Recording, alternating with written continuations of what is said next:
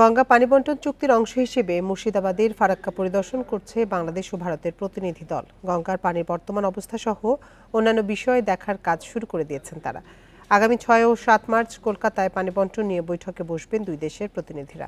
এ বিষয়ে বাংলাদেশের প্রতিনিধি দলের নেতা ও যৌথ নদী কমিশনের সদস্য মোহাম্মদ আবুল হোসেন বলেন, এটি একটি রুটিন বৈঠক এবং প্রতি বছরই দুই দেশের বিশেষজ্ঞরা গঙ্গার পানি পর্যবেক্ষণ করে বেশ কিছু সিদ্ধান্ত নেন। গত বছরের মার্চেও এ সংক্রান্ত বৈঠক হয়েছিল বলে জানান তিনি। এদিকে এবারে বৈঠকে পানি বন্টনের পাশাপাশি তথ্য ভাগাভাগি, বন্যা প্রতিবেদন, সীমান্ত নদীগুলোকে কেন্দ্র করে দুই দেশের পরিকল্পনা নিয়েও আলোচনা হবে। ভারত বাংলাদেশের মধ্যে গঙ্গার পানি বন্টনের চুক্তিটি হয় 1996 সালে।